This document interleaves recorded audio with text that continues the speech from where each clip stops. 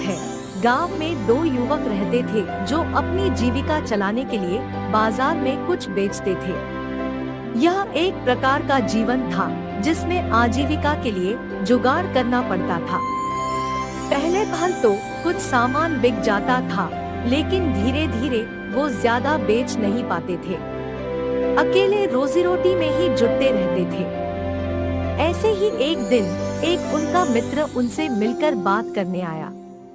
उसने देखा कि उनके मित्र की आंखों में अब भी बहुत सी चिंताएं हैं।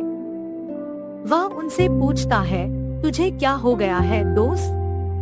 तू कभी ऐसा नहीं था। उसने कहा, देख यार, हम बाजार में कुछ भी बेचने के लिए मजबूर हो गए हैं। हम जितना भी कमाते हैं उससे हमारा पेट तो भर जाता है, लेकिन थोड़ी बचत कर पूरे महीने के लिए कुछ नहीं रहता। उसका मित्र विचारों में डूबा रह गया। वह समझ गया कि इस युवक की समस्या बढ़ रही है और वो अपने दोस्त को बदलने के लिए कुछ करना चाहता है। वह सोच में डूबा हुआ कहता है, दोस्त, जीवन में कठिनाइयाँ हर किसी के साथ आती है, लेकिन उनका मतलब हमेशा यह नहीं होता कि हम किसी गैर कानूनी तरीके से पैसा कमाएं। पहले युवक की आंखें चिंता से भर गईं। उसने अपने मित्र की ओर इशारा करते हुए कहा, तुम मुझसे कुछ कह रहे हो, लेकिन मैं समझ नहीं पा रहा हूँ। दूसरे युवक ने, देख, हम गरीबी में हैं, लेकिन यह गरीबी हमारे सामाजिक मूल्य को कम नहीं करती, और यदि हम अपनी इच्छा शक्ति का सही इस्तेमाल करें तो हम यह गरीबी से बाहर निकल सकते हैं। पहले युवक ने उसकी ओर देखा, फिर उसने कहा, तू क्या कह रहा है? मुझे समझ नहीं आ रहा है। दूसरे युवक ने बताया, मैं तुझे यह कह रहा हूँ कि हमारे पास और भी तरीके हैं अपनी रोजी रोटी कमाने के। हमें बेहतर तरीके से जीने का हक है और हमें अपनी मेहनत की कमाई से खुद को संतुष्ट करना चाहिए, न कि छोटी सी चोरी में अपनी सारी मेहनत गंवाएं। पहले युवक ने उसके बातों का ध्यान से सुना और सोचा। फिर वह निर्णय लिया कि वह भी अपनी मेहनत से पैसे कमाएगा, चाहे जितनी भी मुश्किल हो। ऐसे ही दिन रात मेहनत करते करते वह पहले युवक ने व्यापार में सफलता पाई। वह छोटे से व्यापार से सफलता की ओर बढ़ता गया, जिससे कि उसकी आर्थिक स्थिति बेहतर हो गई।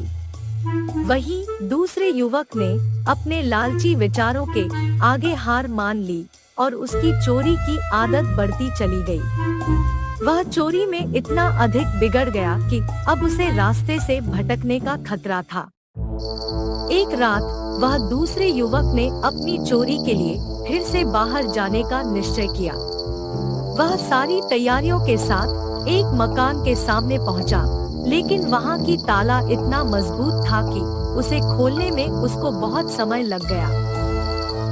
जब वह ताला खोलने में नाकाम रहा, तो उसके मन में आया कि अगर उसे अंधेरे में इस घर में जाना है तो उसे सचेत रहना होगा। वह अंधेरे में घर में घुस गया, लेकिन वहाँ का माहौल बड़ा डरावना था। उसके मन में अंधकार और डर घुस गए, लेकिन वह अपनी लालची आदतों के बल पर आगे बढ़ता रहा। एक दिन एक बड़ी चोरी के लिए घर में घुस गया, लेकिन उसकी बुरी किस्मत उसके साथ थी। घर के अंधेरे में था तो उसे पता चल गया कि वह अब बाहर नहीं जा सकता। उसकी चोरी के काम की शिकायत वालों ने एक योजना बनाई थी। उन्होंने घर के बाहर उसके लिए एक जाल बिछाया था। जब वह घर से बाहर निकलने की कोशिश कर रहा था, तो वह जाल में फंस गया। गांव के लोगों ने उसे पकड़ लिया और उसे एक पेड़ से बांध दिया। उसके आगे उसकी चोरी के आरोपों की मान्यता थी और उसने अपनी गलतियों को स्वीकार किया। वह आत्मसमर्पण की भावना से उस गांव के लोगों से माफी मांगता है और सब चोरी की हुई सामग्री को लौटाता है। उसकी बर्बादी की एक सीख है कि लालच की आदतें इंसान को बर्बाद कर सकती है। उसने यह भी अनुभव किया कि सही और गलत मार्गों की पहचान करना कितना महत्वपूर्ण है। दूसरे युवक की सलाह सुनकर वह व्यापार में मेहनत करके सफल हो गए, जबकि दूसरा युवक अपनी लालची आदतों में फंसकर बर्बाद हो गया। एक बार एक चोरों का दल लोगों को लूटने शहर में आया। उनके पहुंचने पर दो चोरों में इस बात पर झड़प हो गई कि पहले कौन लूटेगा। आहा, आखिरकार हम शहर में आ गए। मैं तुम सबको रास्ता दिखाऊंगा। मैं बताऊंगा कि कहाँ चोरी करनी है और कहाँ जाना है। मैं तुम्हें बताऊंगा कि क्या करना है और कहाँ जाना है। तुम सब मेरी सुनोगे। अरे नहीं, मैं हूँ इस दल का लीडर। मेरे पास बेहतर योजनाएं हैं। तुम सब मेरा आदेश सुनो। उन दो चोरों की झड़प के बीच एक बूढ़ा चोर था जिसने उन्हें चुप कराया और कहा, अरे तुम दोनों मेरी बात सुनो। जो भी सबसे कीमती चीज चुरा कर पहले यहाँ लौटेगा वो ही इस दल का लीडर बनेगा। दोनों चोर मान गए और अपनी अपनी दिशा में निकल पड़े। रघु उस शहर के एक मंत्री के घर में कीमती चीजें चुराने के लिए गया। वो मंत्री उस शहर के राजा के नीचे काम करते थे। रघु चुपके से घर में घुसा और देखा कि घर का मालिक सो रहा है। वो धीरे से गया और उसने वहाँ एक कमरे को देखा जो बहुत आकर्षक था। कमरे के कोने में एक बड़ा सा बक्सा रखा हुआ था। रघु को लगा इसमें तो बहुत से गहने पड़े होंगे और उसने धीरे से उसे खोला। जैसा भी उसने सोचा था वो सब उसमें था और उसने सब कुछ अपने बस्ते में डालना शुरू किया। उसने बैग को अपनी पीठ पर बांधा और वहाँ से निकलना शुरू किया। जैसे ही वो बस्ते के साथ दरवाजे के पास पहुँचा, उससे गलती से एक फूल का गमला गिर गया। उसके कारण जोर से आवाज हुई और मंत्री अपने कमरे से बाहर आ गया। अरे कौन है वहाँ? कौन है? रघु झट खिड़की की ओर भागा और वहाँ से कूद गया। वो एक नीले पानी से भरे हुए टब में जा गिरा। जब टब से बाहर आया तो उसका पूरा शरीर नीला हुआ पड़ा था। उसने परवाह नहीं की और उसी स्थान के लिए भाग निकला जहाँ सब चोरों को मिलना था। जब वो पहुँचा तो बाकी के चोर उसे देखकर कई सवाल पूछ रहे थे। हे, तुम कौन हो? तुम नीले क्यों हो? और रात के इस समय पर क्या कर रहे हो? अरे मैं हूँ रघु। मैंने और माही ने चुनौती रखी थी ना और हम यहाँ से निकले थे ना।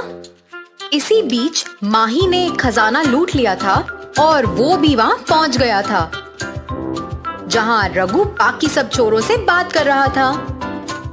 जैसे ही उसने रघु को उस नीली डाई में रंगे हुए देखा, उसने पहचान तो लिया मगर नाटक करने लग गया जैसे उसे कुछ पता ही नहीं कि वो कौन है। हे, तुम कौन हो? अरे मैं ही हूँ रघु। देखो मैं क्या लाया। मैं ये चुनौती जीत गया हूँ। मैं तुमसे पहले और तुमसे ज्यादा खजाना लाया हूँ। मैं ही हूँ इस दल का अगला लीडर। अरे तुम झूठ बोल रहे हो। तुम बस नाटक कर रहे हो। रघु तो ये चुनौती जीत ही नहीं सकता, तभी उसने तुम्हें भेजा है लगता है। उसने ये योजना बनाई ही होगी और वो बहुत बेईमान है। बाकी चोर आपस में खुसफुस करने लगे। वो माही की बातों में आने लग गए थे और सोचने लगे कि रघु तो ये चुनौती शायद जीत ही नहीं पाता। उन्हें लगा ये सब एक योजना है। अरे नहीं नहीं यारों, मैं कोई और बनने का नाटक क्यों करूंगा? क्या तुम मुझे या मेरी आवाज को पहचान नहीं पा रहे हो? माही चुप था और उसे नहीं पता था कि क्या बोलना है। कुछ देर में आसपास लोग इकट्ठा होने लग गए। तभी सिपाहियों को इसके बारे में पता चला और वो भी पहुंच गए। उन्होंने इन चोरों को यहाँ पहले कभी नहीं देखा था और उन्हें भी नहीं पता था कि क्या हो रहा है। तुम दोनों कौन हो और रात के इस समय में क्या बहस हो रही है? अभी मेरे साथ राजा के घर चलो। हाँ हाँ चलो, मुझे वहाँ ही इंसाफ मिलेगा। मैं भी आऊंगा। मैं राजा को सब बताऊंगा और उनकी सलाह भी लूंगा। सिपाही और चोर राजा के महल में पधारे। सिपाही ने राजा को प्रणाम किया। ओ राजा जी, हमने शहर की सरहद में इन लोगों को इस समय लड़ते हुए पाया। हमें इन पर शक है, तो आपके सामने पेश कर रहे हैं। राम कहाँ है? फिर राजा जी बोले, रामा कहाँ है? उसे अभी यहाँ हाजिर होने को बोलो। राजा ने बस ये बोला ही था कि रामा वहाँ हाजिर हो गया। प्रणाम मेरे राजा। अच्छा, तो ये लोग जो सरहद पर लड़ रहे थे यहाँ आ चुके हैं। रामा माही और रघु को घूर रहा था। तुम पूरे नीले क्यों हो? रघु सोच में पड़ गया कि क्या उत्तर देना चाहिए। मैंने तुमसे कुछ पूछा, बताओ क्या हुआ? रघु हकलाना शुरू हो गया और उसने कुछ बेतुका जवाब दिया। बारिश हुई और मैं भीग गया, ऐसे ही फिर नीला हो गया। अच्छा, तो बाकी लोग नीले क्यों नहीं हुए तुम्हारे साथ? अरे बारिश वहीं पे हुई थी जहां मैं खड़ा था साहब। उस बड़े से बस्ते में क्या है? वो भी नीला है? रघु तो डर के मारे कांप उठा। अरे कुछ नहीं साहब, मैं कपड़े धोता हूँ, तो ये वो कपड़े हैं जो मुझे धोने हैं और कुछ नहीं। रामा ने उसकी बात सुनी तो मगर उसे विश्वास नहीं हुआ, तो उसने माही से सवाल करने शुरू कर दिए। अब तुम बताओ, क्यों बहस कर रहे थे? साहब आपने तो मुझे साहब आप ही हैं जो मुझे इंसाफ दिला सकते हैं। मेरे और मेरे दोस्त रघु के बीच एक चुनौती रखी थी, मगर मुझे नहीं पता कि ये कौन है। मेरा दोस्त रघु यहाँ नहीं है और ये आदमी झूठ बोल रहा है कि यही रघु है। राजा जी, जिस आदमी ने मंत्री के घर चोरी की है वो ये नीले रंग में रंगा हुआ है। चुनौती ये थी कि जो भी इनमें से सबसे कीमती चीज सबसे पहले लूटेगा वो इनके दल का सरदार बनेगा। माही जानता है कि यही रघु है, मगर क्योंकि ये चुनौती हार गया है, ये ना जानने का नाटक कर रहा है। ये सब सुनने के बाद मुझे पता चल गया है कि यही वो लुटेरों का दल है जो हमारे शहर में आया था। रामा, तुम इतने यकीन के साथ कैसे कह सकते हो? राजा जी, हमारे मंत्री के घर में चोरी हुई, उसके कुछ ही देर बाद शहर की सरहद पर ये झड़प हुई जिसका पता पहले सिपाहियों को चला। ये ही नहीं, जो आदमी नीली डाई से रंगा हुआ है उसकी पीठ पर एक बड़ा सा बस्ता है, तो इससे यही पता चलता है इसी ने मंत्री के घर से चोरी की है और मंत्री जी का कपड़ों को रंगने का काम है। तो मैं यकीन के साथ कह सकता हूँ कि यही चोर है। समस्या चाहे जो भी हो, तुम्हारे पास हल एकदम सही रहता है। हाँ, तुम्हें हर परिस्थिति, समस्या चाहे जो भी हो, मगर तुम्हारे पास हल एकदम सही होता है रामा। तुम्हें हर परिस्थिति का सच पता चल जाता है। वो चोर इतने मूर्ख थे जो आपस में ही लड़ रहे थे। वो शहर में कुछ गलत इरादे से आए थे और खुद ही समस्या में पड़ गए। सीधे राजा के पास पहुंचे और हमेशा के लिए जेल में पहुंच गए।